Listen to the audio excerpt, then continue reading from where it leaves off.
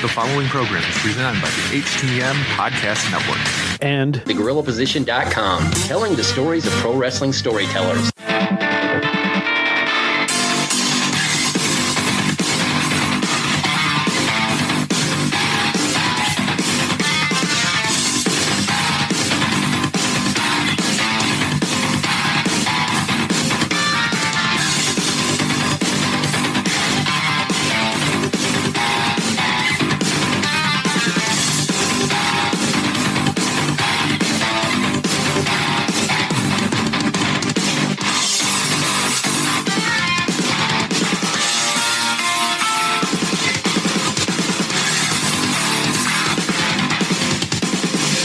All right, guys, welcome to another episode of Turnbuckle Talk, powered by TheGorillaPosition.com and a proud part of the Road Network, and also presented by the HTM Podcast Network.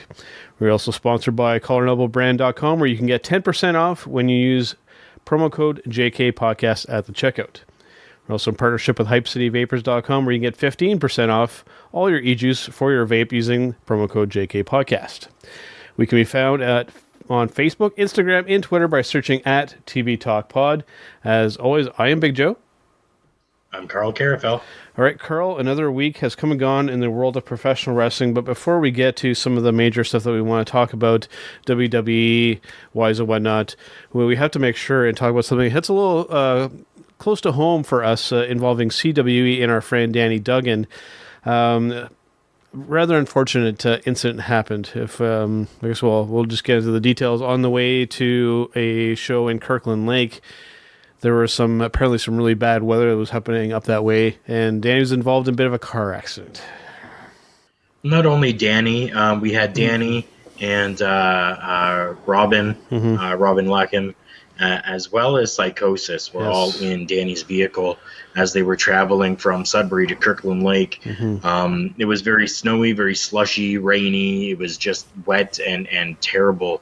And they took their time. They did what they had to. They made sure that everything was all good. And then they decided at the opportune time to make their way past a transport that was just essentially throwing slush into the windshield and making it even more difficult. Just as they decided to go and pass, they hit something, whether it was slush or ice. I don't know what it was, but the vehicle spun out and at least flipped over once and landed on its hood, or landed on its roof. And Danny was quite injured from it. If you go to the CWE Canada Facebook page or the web page, I'm sure that it's available there as well. But Danny goes into great detail about the events that transpired, and just heart-wrenching to be able to read that and know that somebody that you know and somebody close to you was in such a horrific accident that was near fatal. So it's very, very heart-wrenching to read and to see that. But we can say that Robin and Psychosis both came out just very minor scratches, bruising as well on them. They actually made it to the show, I believe, in Toronto. I'm not sure if they made Kirkland Lake, but I know that they made it to Toronto and finished out the tour. Danny was rushed and taken to the North Bay Hospital. And from there, they kept him overnight, observation, made sure that everything was okay. His car was totaled. No way that he could drive back to Winnipeg. So just a day or so ago, I would say maybe 3-4 days ago, he made his way back to Winnipeg on airplane. And even there, just a beautiful reunion to see him with his little daughter. Not even a year old yet, and to see that was just fantastic. Yeah, that Facebook posting actually that you're just mentioning there, I actually put a comment on there. I thought it was so appropriate too. You just see you can see him holding her. He's got a smile and she's got a smile, and I was like, that picture there says more than any words possibly could. She's happy to have her dad back again. And shout out to Robin and Psychosis for, essentially saving Danny's life. Thank you so much, guys. And, thankfully, Danny wasn't by himself in the car at the time. Otherwise, we might be singing a different tune. So thankfully, thankfully everybody's going to be okay. And this brings up a bit of a bigger topic too. Wrestlers having to travel, the way that they do, especially on the independent wrestling scene, to go to shows and, with all this time and energy invested, sometimes doing this for very little money. I mean, there's so much stress and danger that goes into going around as much as these guys and girls do. It definitely is. And I mean, you got to figure, like, Danny's been coming at least to the Sioux how many times? Mm-hmm. Like, he's been 4 or 5 times now. Yeah. And this is really the first major thing that's really happened. So, yeah, I mean, the stresses and the dangers are always going to be there, but thankfully they're not always there. We had situations where, a flat tire or the trailer broke down that they were hauling weather the ring in, sometimes, or, something like that, right? But nothing to this type of an extreme, and not to downplay the situation, because we know that it actually happens, and that it does happen often, but it's not as often as people may make it seem to be right now because of the situation that happened. Yeah. So there are stresses, there are dangers, there definitely are, and that is probably one of the biggest dangers, is traveling up and down those highways every single day. You're going from one city to the next, taking, rest where you can and catching 4 hours sleep before you head back out again. And that really takes a toll on you. I mean, most of them are all really good. They not only pair up, but they'll travel in groups of 3 or more to allow more people to have an opportunity to drive, and more people have an opportunity to rest as well. And that was an odd situation that Danny actually had let Robin drive, because that's normally not something that Danny does. He normally doesn't let anybody drive his Monte Carlo that he had. Yep. But yeah, he definitely had let Robin drive, and nothing on Robin, nothing on his driving or anything like that, because he did everything safely and by the book. Yeah. So in that respect as well, there is no fault. The fault is the weather. The fault is Northern Ontario. Yeah. That's where the fault lies in this whole thing.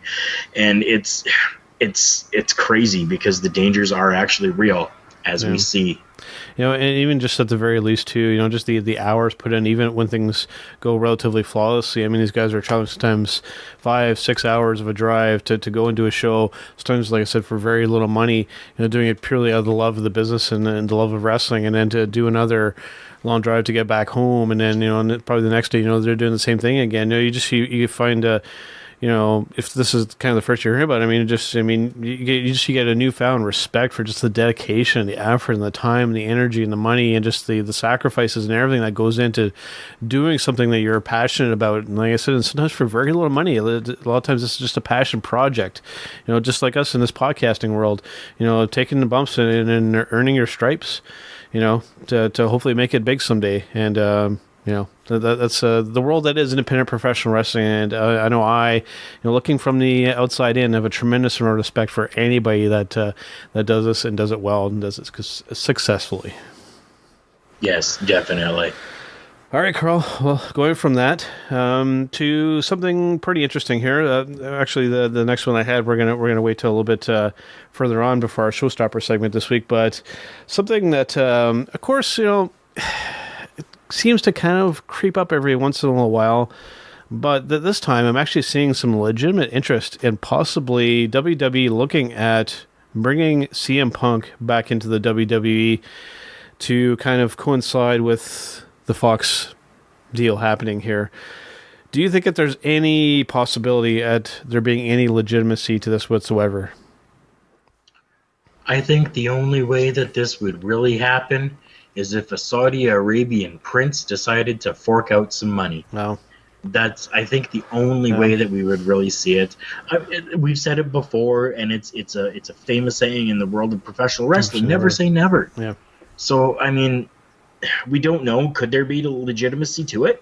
Sure, there definitely could. Yeah. Could there be just BS talk going on? Absolutely. Yeah, there definitely could be as well. Yeah.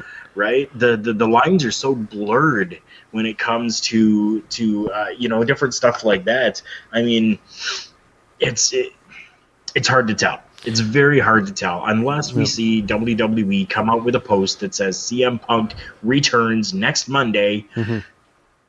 It's all just speculation at this point.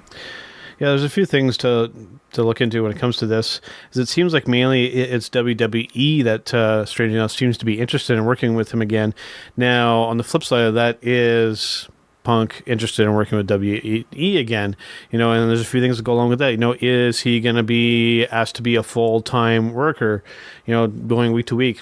Likely that's not something he would be interested in. Now, if it was more like a part-time, dare I say, a Brock Lesnar type of schedule, maybe then there could be a potential for something, because I can almost guarantee you with Punk's last experience in WWE, he's not going to be wanting to be on TV every single week. Times change and people change. Mm-hmm. You never know. I mean, CM Punk left the world of professional wrestling and went out and tried to make his name in the world of mixed martial arts. And, I mean, he's done well for himself there, but he's not a household name anymore. No. Right? And I mean, I'm sure that CM Punk is a very humble person. Yeah. I'm sure that he isn't one who likes to, openly boast about how great I am and whatever, right? But to go from being in the spotlight and being a household name to essentially becoming nobody and nobody remembering you, I'm sure that would 100% take a toll on somebody mentally. So why would he not want to maybe do more work with the WWE and get himself back to being a household name once again? I think the interest is definitely kind of stayed there. I mean, even this podcast tends to creep up every once in a while. And with UFC, with the mixed martial arts, was it a success? No, you can make the argument that it failed spectacularly, but you have to give the guy respect for, with a relatively short training camp and the amount of time of actual training to get in there and actually have a fight with an experienced mixed martial artist in front of such a large group of people, to even get in there to actually attempt it. I mean, you can't not throw some respect this guy's way. The average person would never do anything like that. Be crazy. Yeah, exactly, right? So definitely much respect to CM Punk for doing that. 100%. Yeah, 100%. Yeah. So we'll see what happens with that. I think, obviously the name would definitely generate some interest. You probably see an increase in some ratings, which could potentially, tie into this whole thing, because we know that things are still slumping in that department when it comes to WWE. Now, speaking of part-timers, another name has come up recently, and this involves our good friends in Saudi Arabia, the show happening there coming up in June, I believe. Goldberg is set to have a match at this event, but it is still up in the air to who his possible opponent could be. Now, I'll go first and have a pick here, and I think that this could be the Undertaker match, because we know that Undertaker will likely be involved in Saudi Arabia as well. So I'm going to say probably an Undertaker match, unless they want to do something where they want to put a title back on Goldberg again. I can definitely see them wanting to put a title back on Goldberg. So I don't think that that the Undertaker would be the opponent for Goldberg in Saudi Arabia. I oddly enough, Bobby Lashley. Yeah. Bobby Lashley versus Goldberg. Bobby Lashley having that run that he had as, Intercontinental Champion. And, this is just something else to legitimize Goldberg once again and say, look, I just took out this badass over here. Yep. So now, Seth Rollins, I'm coming for you. Or, whoever. Yeah. Whoever has the title at whatever time, because this is probably going to be like a SummerSlam, I think. Goldberg taking the WWE or the Universal Championship at SummerSlam. I don't think that we're going to see it really drawn out to WrestleMania because that's going to be way too long of a wait. But have him win it at SummerSlam and lose it at Mania, that I could definitely see.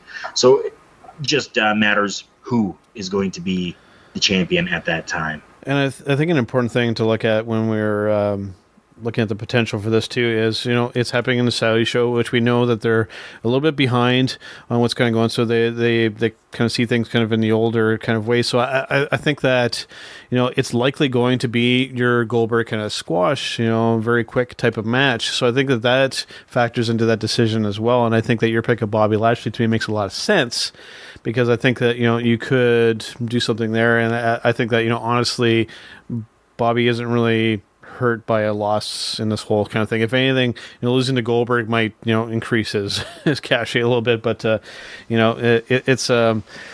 we'll see. Regardless, I mean, to me, it's him coming back again. I'm not a big fan of the idea, but I get that it's to appeal to that audience. So in that case, I guess it does make some sense. I mean, you gotta remember here still. I mean, you and I grew up on Goldberg. Mm-hmm. We grew up on Goldberg. We grew up on Triple H. We grew up on The Undertaker. We grew up on Bret Hart, on Shawn Michaels, on The Ultimate Warrior, on Big Boss Man, on all of these different names, right? Mm-hmm. And now all of those names are gone. Yep. So for us, they still want to appeal to us. So why not bring back that name that had such a huge appeal, especially in WCW, of Goldberg, right? So I can see it. I can understand it. It's grasping at trying to get those numbers that keep on dropping and dropping and dropping and dropping further and further and further and further into the toilet. Yeah. That's what they're looking for, is trying to grab those people to reel them back in so that numbers grow once again. Speaking of numbers, Carl, we're seeing that Lio Rush was recently offered a 5-year deal to the tune of $300,000. Now, what's unclear, I think, about this, the way that's where I've kind of looked into this, I'm not sure if it's $300,000 per year or if it's $300,000 over the span of the 5 years. So that's still kind of unclear. But nevertheless, he was offered this deal and has apparently turned it down because he feels that he's worth a lot more than that. Now, do you think that he's justified in that, or is this a guy that still has some dues to pay and maybe he's thinking that he's all that in a bag of chips and maybe he really isn't? I think what it really comes down to is, which is it? Is it $300,000 over 5 years or $300,000 each year? Because if we're looking $300,000 each year, suck it up, Buttercup. I wish. Yeah. Right, but if you get to, if it's over the span of 5 years, then you're looking, that's only $60,000 a year, which is still amazing. But he's having to pay for his own travel. Yeah, he's having to pay for his own flights. He's having to pay for his own hotel. Right, meals generally, you're getting those covered. But car, plane, and hotel are your three big ones. Yep. And normally you're booking these last minute. So you're not getting great deals on them because you're booking last minute, right? Yeah. So I can kind of understand if he's saying $60,000 a year, but I'm having to pay for all of this on top of it. Yeah. I would imagine the number's got to be that per year. At least I would think. To me, just logistically and numbers wise, I think that makes more sense. If it's over the span of the 5 years, I would definitely agree that that's pretty awful. But, at the same time, you got to think, this is somebody who's still relatively new in the company. Leo's still very new in WWE, and, and he has this opportunity. Yeah, he's not having a match every week, but he's still having his face out there, on the biggest stage of all. So, and you got to think, say if things don't work out, we know that most of these guys that have a WWE run, when they go back to the independent scene, their worth is a lot more, their asking price and whatnot for appearances and everything, it goes way, way up, so there's definitely some benefits, but just, it seems like he's generating a lot of heat on himself and, doesn't really seem to be going for the humble approach. So, at least that's the way that I'm kind of seeing a little bit, and I could be way off on that, Well, I know that there's more to all of this than just the money situation right I would now. hope so.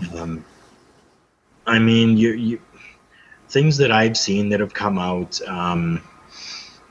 It's been said that Lio Rush feels demeaned, I guess, because he's, got Bobby Lashley's bags. Yep. And, like he's running for Bobby and doing all of this stuff, right?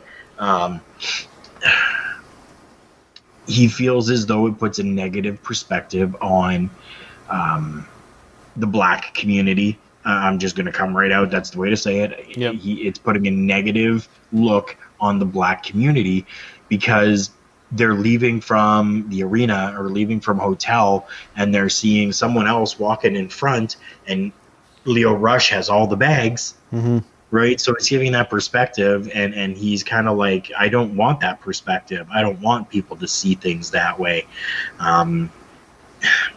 I mean, again, that's something that comes down to paying your dues. Yeah. Right? Like, it's hard because that's what you have to do. You have to be humble enough to be able to do this for those that have paved the way for you, right? I mean, if it wasn't for guys like Ron Simmons, right? Ahmed Johnson, Mark Henry, Junkyard Dog, Bobby Lashley, Coco Beware, right? All those guys, yeah. Coco Beware, yeah. Like these African American stars from before Lio Rush was part of the WWE, right? They helped pave the way for that. Show a little bit of respect to those people, right? If you're taking Bobby Lashley's bags, you're just paying respects. Yeah. Now I could see it being a different story if he was toting around Seth Rollins' bags. Yes, much different story. Right? Much different story. But that's not what we're seeing here. No. And I think that's how Lio Rush is trying to put it out there, which it really isn't. No. It's a fine line. Absolutely. Now that you mentioned all those names too, people I even hinted at myself with Vince McMahon possibly being a racist. I mean, we just named a bunch of names there. I think that black people and the African American they've been very well represented in professional wrestling. I don't know, you actually look at the names. Have they all been main event material? Absolutely not. But I mean, they've always been a presence, and a lot of them have been very, very popular. Coco Beware, the fans went nuts for him. They loved him. Yep. So Beware, Junkyard Dog. Oh man. Yep. Right? And I mean, even you bring up Vince McMahon and the talk of him being a racist. I mean, you take a look at the Colognes. Yes. Right? Those guys are still around. They're still around. And they were part of the WWE, back when it was WWF. Yes. Right? So, I mean, coming up through the generations, even the, the Mexican Americans and the Luchas and the African Americans, they've allowed anybody from any race and nationality to be able to come in. So, absolutely. Yeah. Yeah. So we'll see what Leo's future in WWE will be. I could very much see. I think it all depends on how things pan out with Bobby Lashley. I could very much see him maybe going back down to an NXT or which actually, side topic, Tyler Breeze apparently has been brought back down to NXT, which I don't think is the greatest way to word that, because honestly I think he's going to do extremely well there. He's already targeted Velveteen Dream for that North American title, which I think would be a fantastic match, but I digress. All right, Carl. So next thing we want to get at before we take a small break here and go to our Showstopper segment, Money in the Bank is coming up very soon here, and we do have a list of some matches. We got 8 on the docket here, so we'll kind of go through them briefly and touch on them a little bit. So first one is Seth Rollins versus AJ Styles for that Universal Championship, which I think it could be a very good match.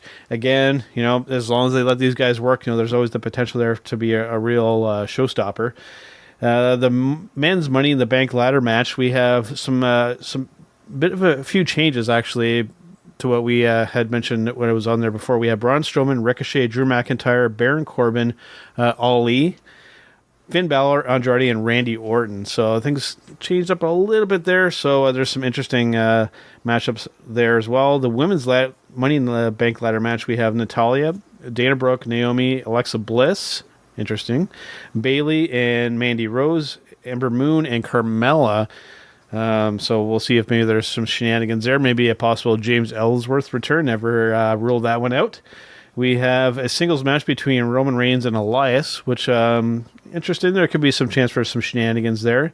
And then we have 2 matchups involving this person, involving Becky Two Belts, as they have coined her. We have Becky Lynch defending against Lacey Evans for the Raw Women's Championship. And then later on, I don't know which order they're going to do it in, but we're also going to have Becky versus Charlotte for the SmackDown Women's Championship. And we're also going to have a steel cage match with The Miz and Shane McMahon. We're going there again. And then Kofi Kingston versus Kevin Owens for that WWE Championship, which I think that matchup is the one that interests me the most out of all of this, and one I want to kind of touch on, because we did see Big O, as they were calling him, sort of siding a little bit with the New Day for a bit there, and then took those pancakes and shoved them right down their throats. Yeah, he definitely did. A good, clean swerve to the entire thing, which I liked. Yeah. It was very good. It was just, it was very quick. It was very subtle.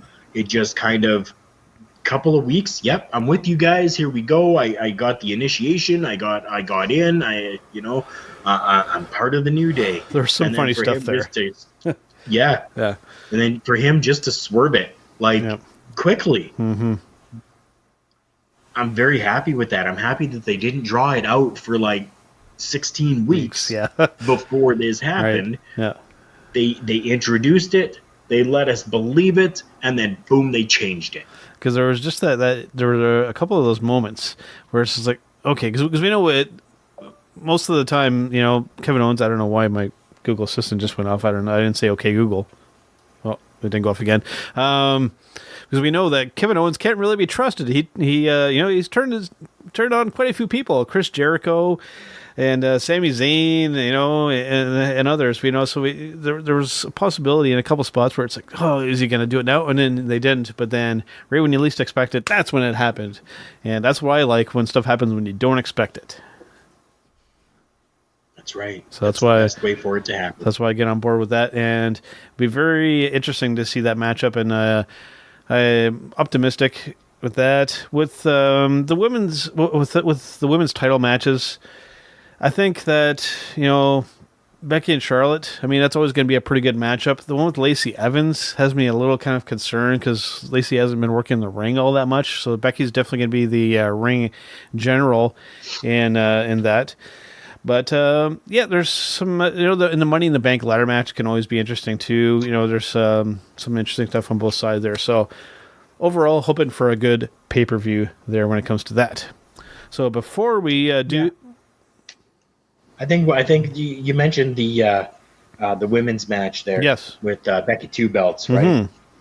I think what we're going to see is we're going to see the match with her and Charlotte first. Okay, that makes sense. And I think we're going to see Charlotte take that belt.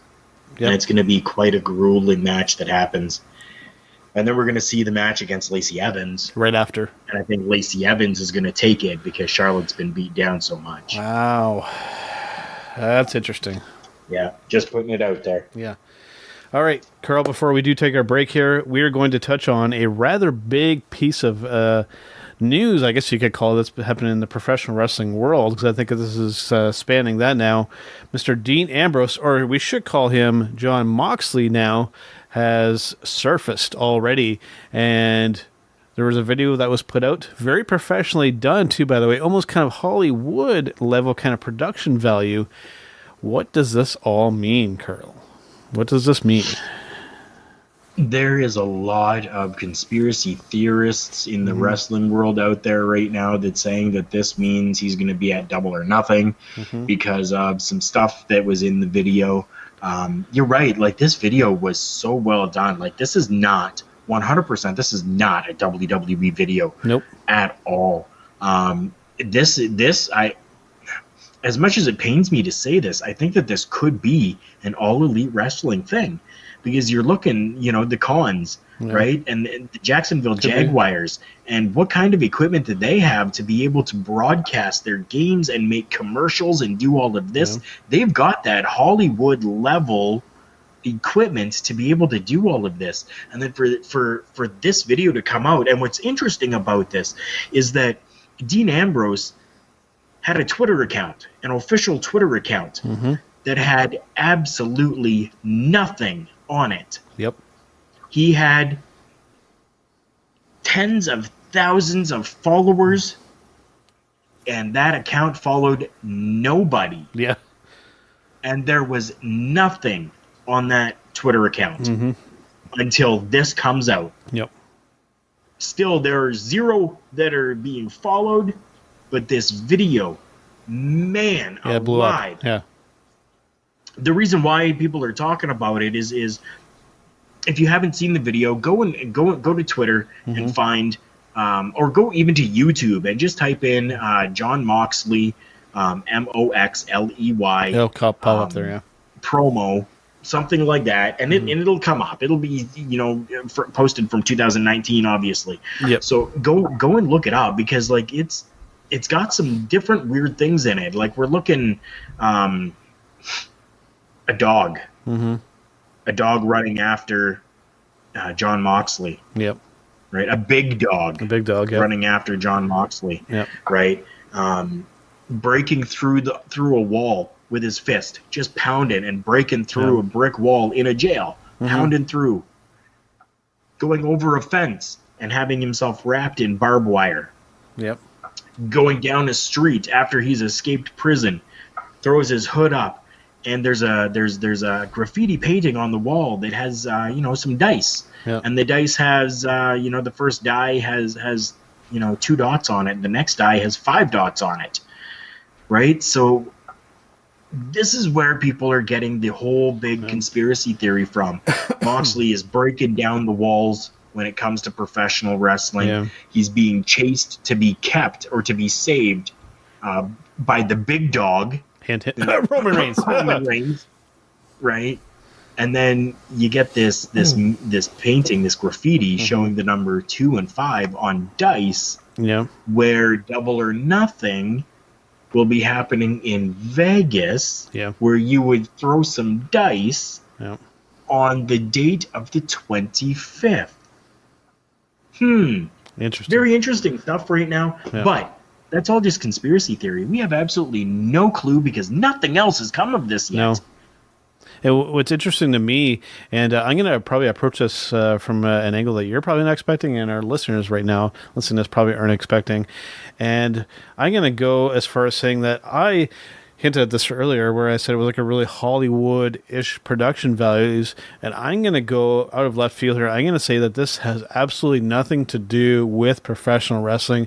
I think that this is hinting at some type of movie role, or this is possibly a teaser for a possibly upcoming trailer for something for a movie that he's doing. That is how I perceive and see this, which is probably not what you're expecting. No, I'm not expecting that, just because of the name, just because John Moxley, right? Like, that's, but I mean, you never know. Like, that would be quite the swerve for the professional wrestling fans. Yep. And honestly, who better could do that? John Moxley, Dean Ambrose, whatever you want to call him. Yep. The guy has talent coming out of his rear like nobody can believe. If the guy were to fart, he would shoot up into the sky, because that's how much talent would come out of his rear end. Yep. It is crazy. The way I see it, this is Dean Ambrose, John Moxley, whatever you want to call him. The way I see it, this is his play to get into the acting business, into the movie business. That's how I'm interpreting this. Am I right? Who knows? Are you right? Who knows? We will see over time. I think each one will definitely be intriguing, to say the least. Yeah.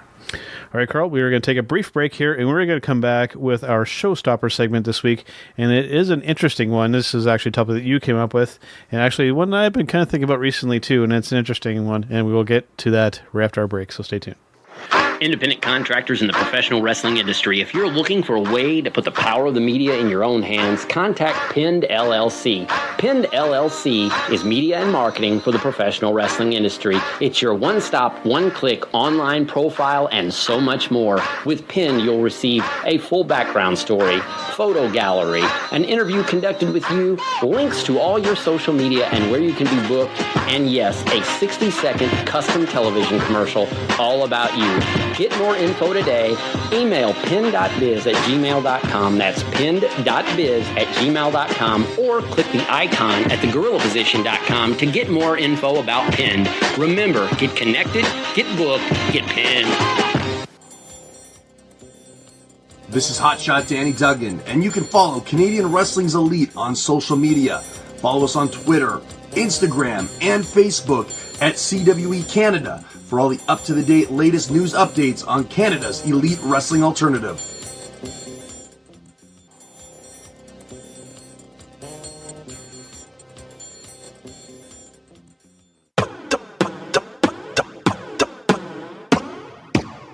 What's up, peeps, freaks, and geeks? This is Jargo. This is the RBV, Rick Vickery. We're from the Hitting the Marks Pro Wrestling Podcast right here on the Roar Network, and you're listening to our favorite Canadians, Joe and Carl, on Turnbuckle Talk. I can't believe we just put over Canada. Yeah, it's just for Joe and Carl, man. Nobody will ever hear this. All right, guys, Big Joe and Carl Carafell back here on Turnbuckle Talk. Yes, we are, guys, and we have made it. We are now at, and this is going to sound really bad because I am fighting off a cold, Yes. but we are at our Showstopper segment. Yeah. All right. Carl, we have an interesting topic this week. Like I said, of course, this is one that you came up with. And this is, what superstar, past or present, has impacted your life beyond entertainment value, and how? Now, do you want to go first, or do you want me to go first on this one this week? I'll go first. It's okay. Lots of people don't know this about me, and I'm going to put it out there for all of the listeners right now. Mm-hmm. I had addictions. Yep. I fought off addiction for a long while. And I'm not talking food addiction. I'm not talking sex addiction. I'm not talking I had drug addiction.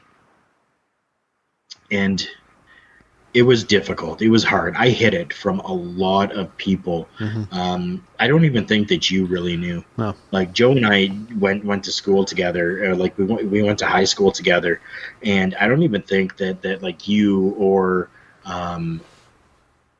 even one of our other friends, Jeremiah, I don't think that you guys even really knew or understood what I was doing. Not until much later. I was going through. Yeah. It was intense. Mm-hmm. We had a guest speaker come through, Sault Ste. Marie, and I luckily enough was able to be at the assembly that happened at our high school. And I was able to, the next day, be able to talk with this person before, because they were selling tickets for this, and I'm not giving away who it is just yet, but they were selling tickets for this event, and this person had gone through addiction as well, and had come out of addiction, or we had thought had come out of addiction. Yeah. And they did a breakfast with him the next day, and I was lucky enough to get tickets to go to the breakfast, and I was able to talk to him beforehand, and before that breakfast happened, I was able to see, and it was awesome. But I got to see him as well the day before, maybe it was 2 days before. I can't remember if it was a Thursday or a Friday, but Saturday was a breakfast. And I got to talk to this person about my addictions and how it was affecting me, and to hear his story of how the addiction was hurting him and how he was able to overcome this addiction really helped me get through mine. I'm honestly forever grateful to Jake the Snake Roberts. There you go. For coming here back when I was in high school and taking the time to really talk with all of us at an assembly and show us that there is different ways and that you don't need the drugs and that you don't have to go through the addiction alone, that there are people out there who have gone through the same thing. So yeah, that's my story. That's the person that's impacted me. And that was, 20 years ago now, right, that this happened. And thankfully I'm clean. I've been clean and free of drugs for a long while now, but it was a fight and it was a struggle. And I was just so happy that, Jake was able to be there and change my life in the way that he did. Mm-hmm. For me, it doesn't go quite as deep as your story, but it's still very influential for me. And with this wrestler, it was really the one right from the beginning was the one that got me interested in watching professional wrestling. And I always found entertaining, even when he was the bad guy. He just did things that he wanted to do.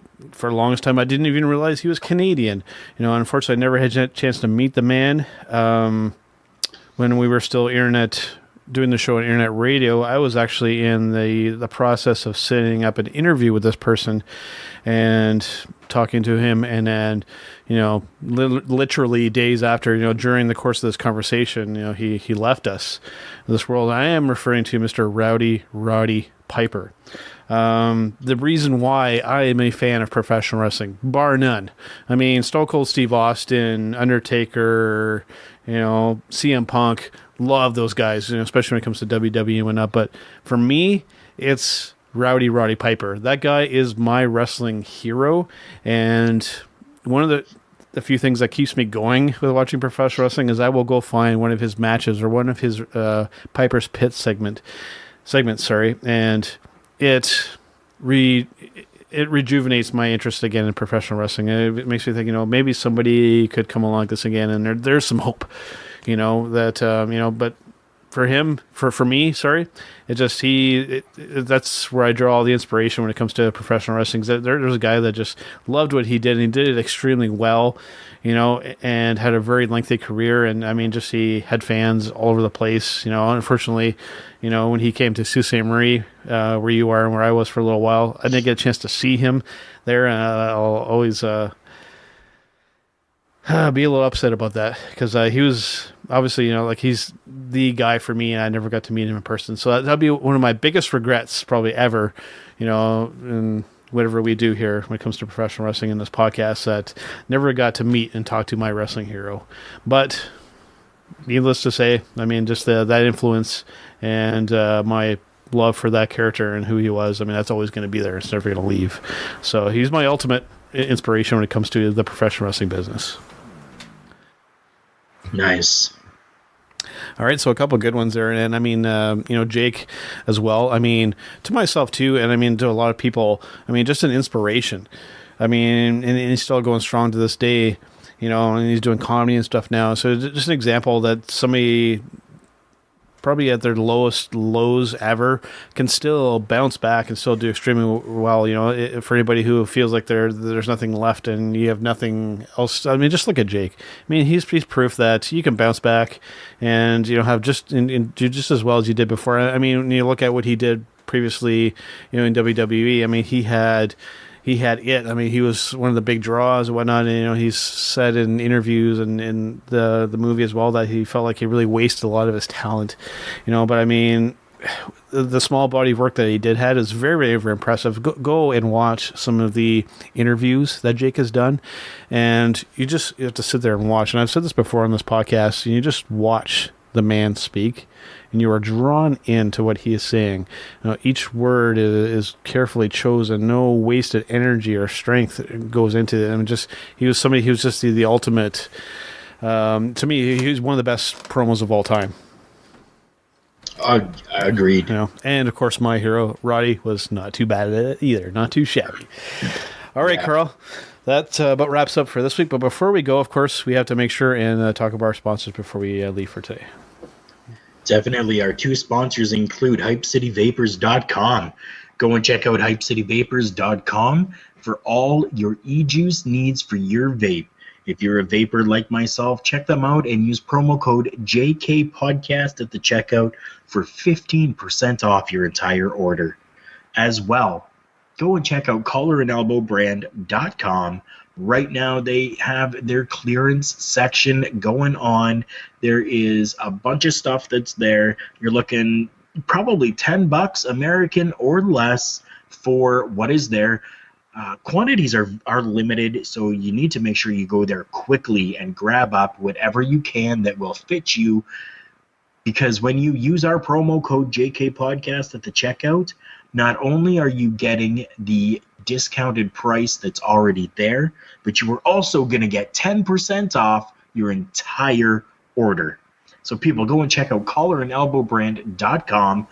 The link is available at all of our social media as well. And remember, when you use our promo code at the checkout, we do get a little bit of a kickback from that, so it does help us out when you make sure that you have the hottest gear on.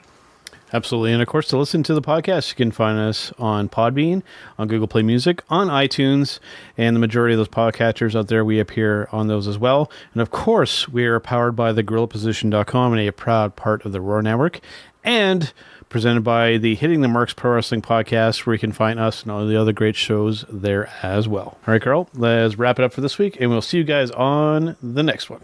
See you real soon.